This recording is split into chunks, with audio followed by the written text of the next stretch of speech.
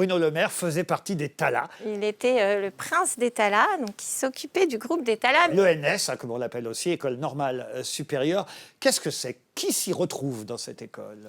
Alors, s'y retrouvent des élèves de toutes disciplines, puisqu'on y entre par un concours très difficile, où il faut énormément travailler, il y a très peu de place, et y entrent donc des scientifiques, des mathématiciens, physiciens, biologistes, des littéraires, donc des philosophes, linguistes, et tout le monde vit ensemble pendant 4 ans dans ce magnifique bâtiment qui a été créé, dont cette école a été créée après la Révolution française, pour que les professeurs, pour qu'on ait des maîtres qui puissent apprendre.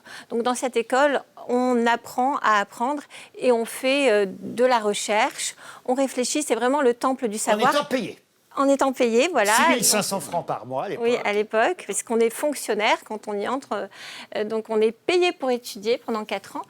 Et alors les gens étudient, ce sont des personnes qui sont vraiment sérieuses. Mais il y a cette liberté, c'est ça. L'école normale supérieure n'enseigne qu'une seule discipline à ses élèves. La liberté, c'est ce qui était écrit sur la plaquette dans nos années d'admission. Et c'est vrai que c'est une école où on apprend la liberté. On est tenu de rien, en fait. Bon, il faut évidemment valider les diplômes donc à la Sorbonne ou là où on s'inscrit, mais on a la liberté de faire absolument ce qu'on veut et aussi et surtout cette liberté de penser. Et c'est pour ça que j'y ai repensé aujourd'hui, parce que c'est quelque chose que l'on perd.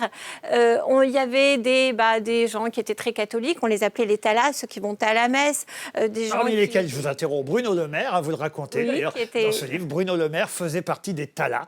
Talas, vous venez de le dire, parce que on commençait l'expression d'origine. Ceux qui vont à la messe. Ceux qui vont à la messe. Ah, c'est drôle. Les Talas, voilà, je vous l'expliquer précisément. Il était le prince des Talas, donc il s'occupait du groupe des Talas, mais il y avait aussi des gens très à gauche. Vous n'avez pas de livre érotique déjà à cette époque-là? Il était très studieux.